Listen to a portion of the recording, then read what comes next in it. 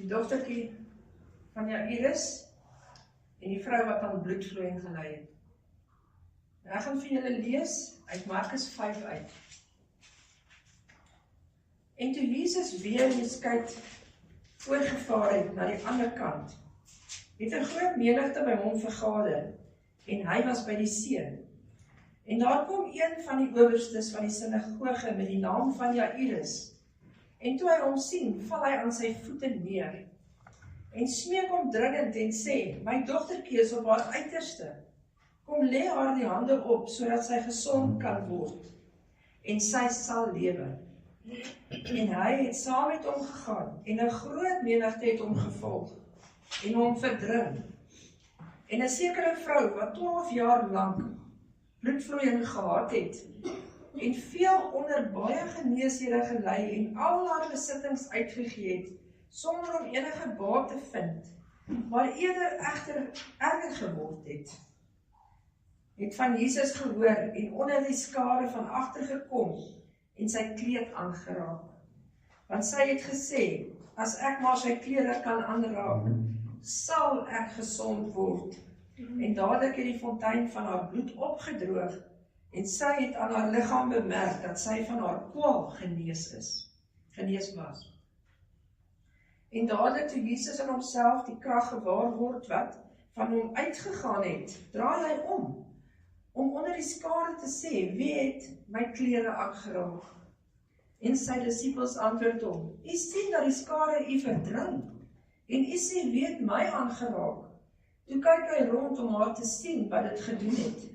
Die vrou wat gevrees en gebeef het, omdat sy wis wat met haar gebeur het, kom toe en val voor hom neer en vertel hom die hele waarheid.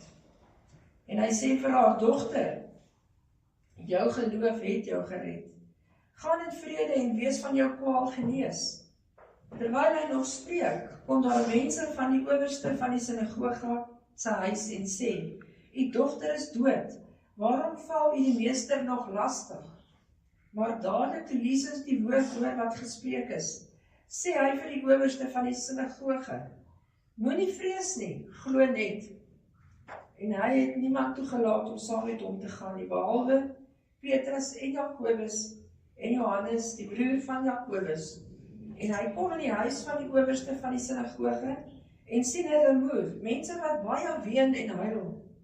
En toe hy gaan, sê hy vir hulle, waarom gaan julle so te kere en ween julle?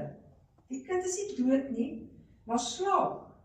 En hulle het hom uitgelag, maar hy het hulle almal uitgedryf en die vader van die kind saamgeneem en die moeder en die wat by hom was, en ingegaan waar die kind lê. Toe gryp hy die hand van die kind en sê vir haar, Talita kumi, wat as dit vertaal word beteken, dogtertjie, ek sê vir jou, staan op. En die dogtertjie het dadelik opgestaan en begin rondloop, want sy was 12 jaar oud, en hulle was uitermate verbaas. En hy het hulle net nadruk beveel, dat niemand dit moes weet nie, en gesê dat daar vir haar iets te ete gegee moes word. Net tot sover. Dit is 'n baie mooi gedeelte hier. Nou, Chris het eendag vir my 'n storie vertel, hy hou van stories vertel. Nou, daar's tye wat 'n mens na die Here toe uitroep. In 'n tyd waar jy so lank met ietsie sukkel, soos hierdie vrou met die bloedvloei. En jy hou aan bid en dit is die Bybel sê bid sonder ophou. Bid sonder ophou, hou altyd aan om te bid. En dan staan tye wat jy die Here aanroep. Jy het 'n krisis. En jy roep die Here aan. En dan het jy ander tye wat jy toe die Here kan nader, soos hierdie vrou, wat moeg was vir haar 12 jaar wat sy gelei het. Chris het hierdie storie vertel, van hierdie ma wat verskriklik allergies was vir bye. Dis 'n ware storie. Sy was baie allergies vir bye. En sy het haar kinders was in buitekant in die tuin, En hulle het met 'n byekorf gespeel. En hulle hardloop nou mekaar, hulle jaag mekaar en hulle jaag mekaar binne die huis in met hierdie byekorf. En die volgende oomblik toe die vrou omdraai, toe is haar hele huis vol bye, maar baie bye. En sy weet sy is dodelik allergies en sy het net gesê, Here, help my. En toe sy dit uitroep, toe sy kyk, toe val al daai bye mos dood. In daai oomblik. Toe kom help die Here haar. Op daai oomblik wat sy so skree, Here, help my. En daar help die Here haar in daai oomblik. So ons kry tye wat die Here kom en hy jou onmiddellik help. En dan kry jy tye wat jy 12 jaar soos hierdie vrou moet sukkel. En daar's mense wat langer as 12 jaar met iets sukkel. Dis nie net 12 jaar nie, maar 12 is baie interessant, want ja, Iris se dogtertjie was ook 12. En hierdie twee gedeeltes is in een gelykenis opgevang, hè. 12 beteken dis God se wil. Dit is wat 12 beteken. Dit was God se wil om haar gesond te maak. Dit was God se wil om Iris se dogtertjie op te wek. Dis sy wil. So,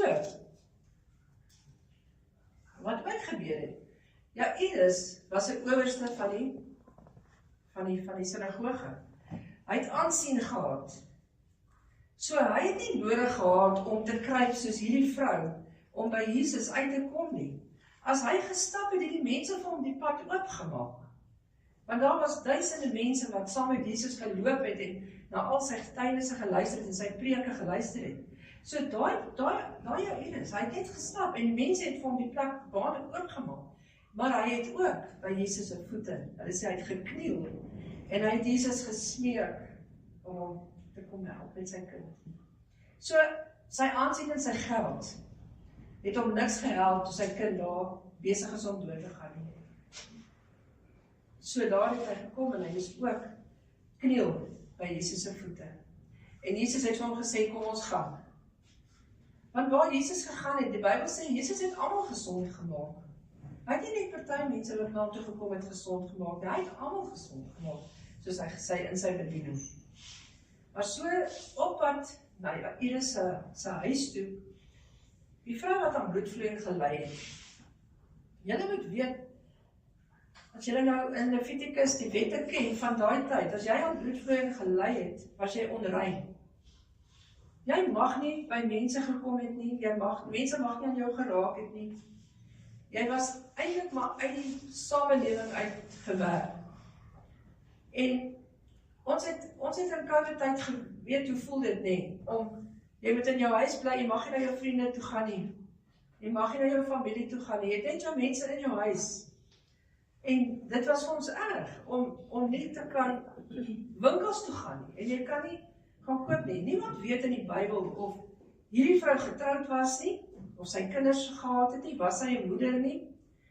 As sy was, dan het sy 12 jaar van haar lewe verloor, want haar kinders wat groot geword het, het sy gemis. Sy het op alles uitgemis vir 12 jaar. En hulle sê sy het definitief geld gehad, en sy het 'n huis gehad. Ons sien in die Bybel, sy het 'n huis gehad, en sy het geld gehad. Sy het aan die beste dokters toe gegaan. En hulle sê, sy het al haar vermoë uitgegee. So sy was teen daai tyd, na 12 jaar, was sy nie net alleen en uit die samelewing uit, sy was ook arm. Want sy het al haar besittings het sy verkoop, om die dokters te gaan sien, om gesond te word. Nee? Maar wat so interessant is, sy was ook nie 'n gelowige nie. Sy was nie 'n gelowige nie, sy het nie geglo nie, maar sy het gehoor van Jesus. Sy het gehoor, want as hy kom en dan maak hy mense gesond. En sy het in daai oomblik besef, sy het Jesus nodig. Want sy het nou alles probeer, sy het nou al haar geld is verkoos. As sy heel eerste na Jesus toe gegaan het, dan het sy nie 12 jaar gevat om gesond te word nie.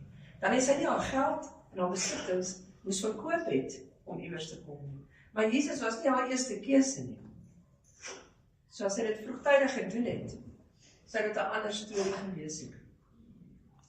En sy het uitgegaan en daar's duisende mense wat om Jesus is, baie.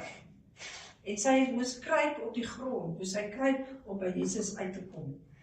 En toe sê sy, as sy net aan die soem van van sy mantel net kan, van sy rok kan vat, dan weet sy, sal sy gesond word. Sy het geglo, met haar hele hart het sy dit geglo. Het sy gevat. Toe stop Jesus, hy het gestop in die pad, die Bybel sê hy het gestop, en hy het omgedraai, en hy het gesê, wie het nou aan my gevat? En die disciples het so gesê, maar dit is daar so baie mense wat om hier is, almal stamp en stoot, nee? En die Here sê, nee, daar het nou krag uit my uitgegaan, en so het sy opgestaan, en toe sê sy, dit was ek weer. Nou sy het nie 'n naam gehad nie, in die Bybel nie, sy het nie 'n naam gehad nie, maar Jesus sê van my dogter, hy noem haar my dogter, jou geloof het jou gered. En as ons ook in die Bybel kyk, daar's baie vrouens wat nie name gehad het nie. Noag se vrou, ek dink aan, daar's die vrou die put, al die vrouens het nie name gehad nie, maar het Jesus hulle geken? Hy het hulle geken, al noem die Bybel nie hulle name, en Jesus het presies geweet wie daai mense is. Hy weet wie ons elkeen ook is, hy ken elkeen van ons ook, hy ken ook waarmee jy sukkel, hy weet, maar hy wil hê ons moet na hom toe kom. En ek het hierdie week, toe ek hierdie gedoen het, besef, dis nie net van 'n kort gebedjie, of 'n skietgebedjie, of 'n vinnige, Here help my gebedjie nie. Dit is 'n ernstige gebed wat jy kniel, en in alle erns vir die Here, kom vra om jou te help.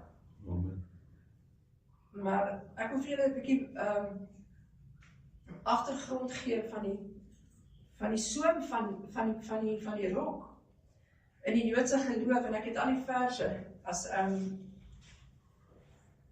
maar ek gaan uit die King James lees, want die King James word vertaal uit die Griekse vertaling, en dan word daar goed weggelaat.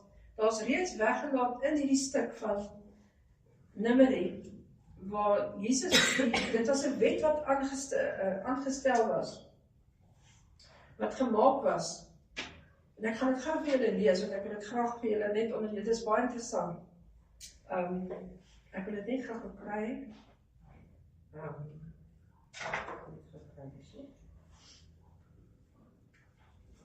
Ek het my plekkie. Ek wil dit vir julle lees, want dit is baie interessant.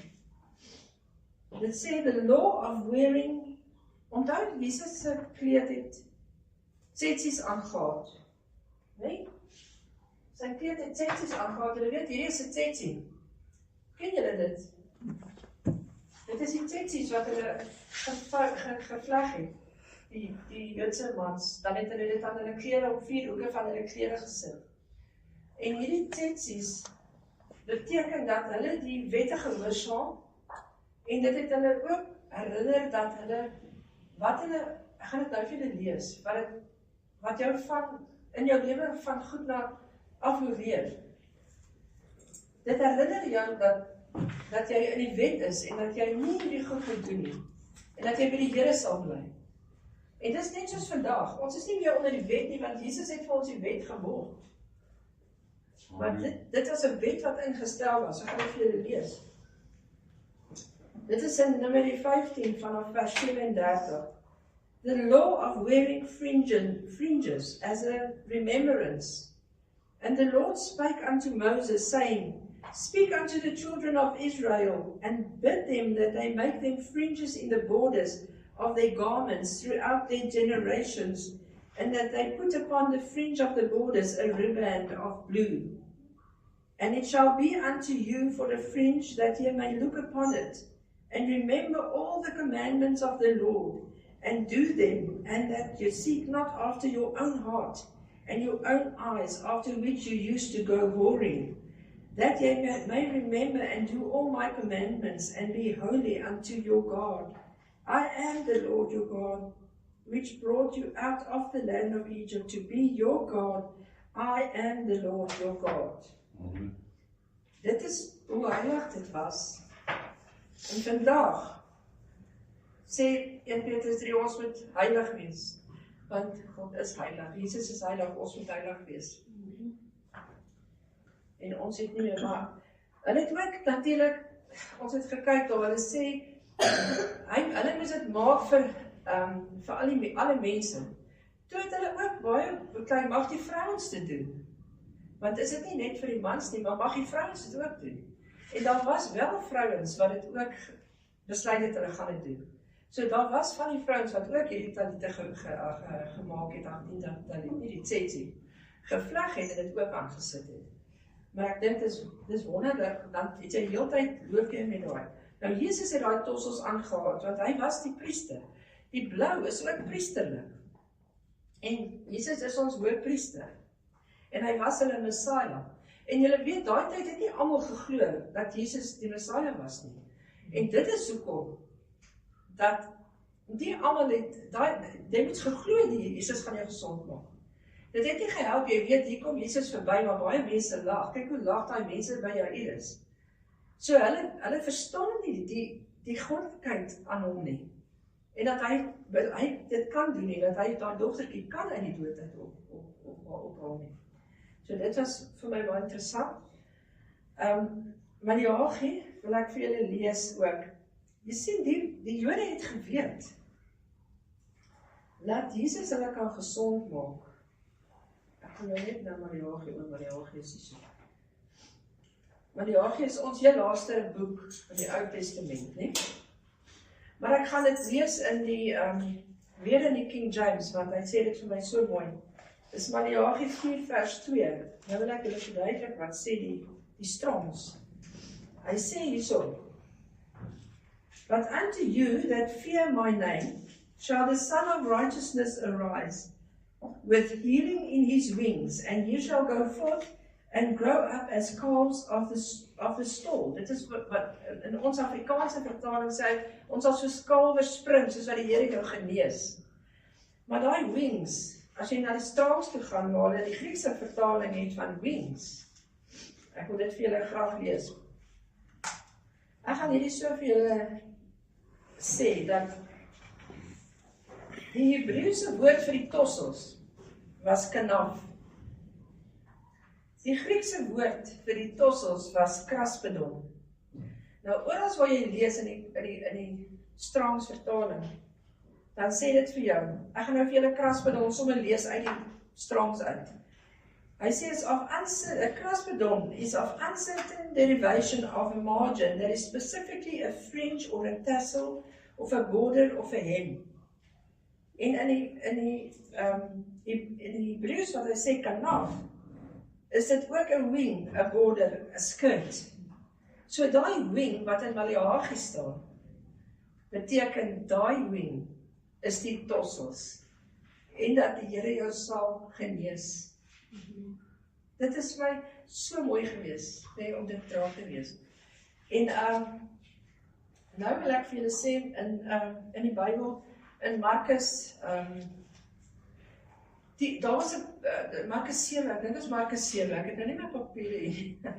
Nou, wat gebeur het, as die mense gehoor het, Jesus is op pad, dan het hulle die mense op stretchers uitgevat, en hulle in die straat gesit. En dan het hulle die Here gesmeek, dat hy net verby hulle loop, wat hulle net aan sy tossels kan vat. Dat hulle kan genees word. En die Bybel sê, almal het genees, soos wat Jesus geloop het. Maar daai siek mense op die stretchers gelê het hulle so aan die tossels gevat, soos wat Jesus verby gestap het. En die Bybel sê, hulle almal is genees. Dit is amazing, dit is nie net die vrou wat aan bloedvloeiing gelyk het. So nou kom Jesus en hy kom by Jairus se huis, wat ons gelees het. Nou kom hy daar, nou staan baie mense daar, en hulle huil en hulle ween dat die kind is dood, en Jesus sê nee, die kind is nie dood, en die mense lag vir Jesus, en Jesus jaag hulle uit. Hy jaag hulle buite toe. Hy sê hulle moet uitgaan. En hy vat net vir Johannes en Petrus en die Jakobus, en die ma en die pa, saam met hom in. Omdat hulle geglo het. So wanneer jy bid, moet jy glo. As jy nie gaan glo nie, die het daai mense uitgejaag, het hulle weggejaag. Jakobus 1 sê vir ons ook, as jy nie geloof het nie, dan sê soos 'n golf op die see wat heen en weer geslinger word. En dan sê hy in die volgende vers, vir die wat dit doen, sal ek nie help nie. Nee? So dit sê hier vir jou, jy moet glo. Jesus het hulle uitgevat, hy sê hulle kan buite bly. En hy het net hulle gevat wat glo. om saam met hom te gaan. Nou die King James sê, ons 33 vertaling sê, Jesus het haar aan die hand gegryp. Maar die King James sê, Jesus het haar hand gevat. En hy het net vir haar gesê, hy het net gepraat, hy het nie hard gepraat nie, hy het nie geskree nie. Hy het net gesê, Talita kom, en sy het opgestaan. So dit is amazing, toe die Here, toe daai kind is 12, hoor, en toe sy op is, toe sê die Here vir hulle, gee vir haar iets om te eet. En ek het gevoel toe ek hierdie doen, dat die Here wil vir ons sê, lees jou Bybel, eet die Bybel, lees die Bybel, kry die kennis. Ons moet onsself versadig met God se woord. Amen. Sodat ons uit ons bloedvloeiing kan kom. Wat is jou bloedvloeiing vandag? Ons almal het iets wat ons mee sukkel.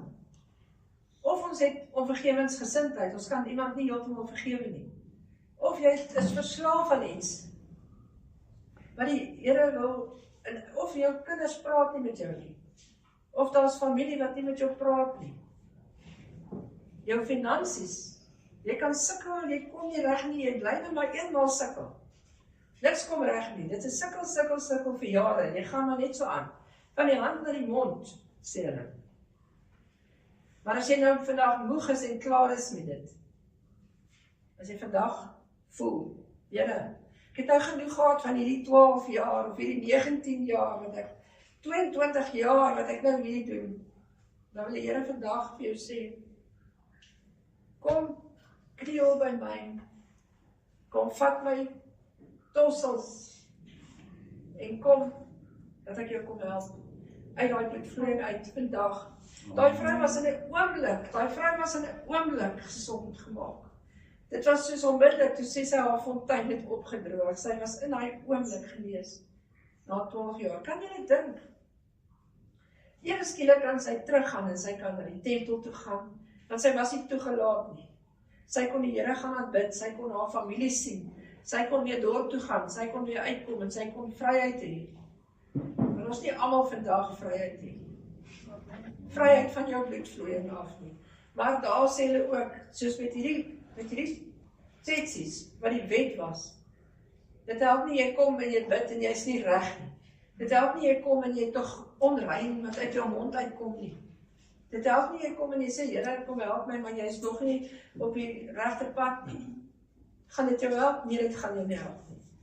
Daai mense wat daai gedra het, hulle het die Torah geleef, hulle het daai wette geleef. Hulle het dit aangesit omdat hulle erns gehad het met God. En dit is hoekom dit heilig was. En dit is wat ek vir ons almal wil hê. As jy vandag sukkel met iets, raak ernstig met die Here, want julle weet, daar's mense wat dink hulle is nou gedoop, en hulle het nou hulle harte vir die Here gegee, en nou is dit oké. Nou kan ek nog steeds doen wat ek wil. Nee, jy kan nie.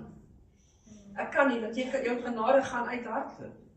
Daai genade gaan uithardloop, jy kan nie dit doen nie. Want daar's regtig mense wat dit doen. Hulle lees hulle Bybel of hulle hoor in 'n kerk, jy moet jouself doop en dan is jy gered. Jy moet jou hart vir die Here gee en dan is jy gered en dan is dit nou klaar. Dit is nie so nie. Jy moet 'n verhouding met die Here hê. Amen. Die Here wil hê hy wil 'n verhouding met jou hê. Hy wil hê jy moet sy kind wees. En dit is wat die hele storie is met hierdie bloedvloeiing. Wat is jou bloedvloeiing? Ek het dit ook vir myself hierdie woord vanoggend. Veral ook vir my. So dis nie net vir julle of vir spesifieke iemand nie. Maar maak werk daarvan. Kry hulp as jy moet. En as jy enige vrae het, ons is altyd hier om vrae te antwoord. Want as jy hulp nodig het. Amen. Amen.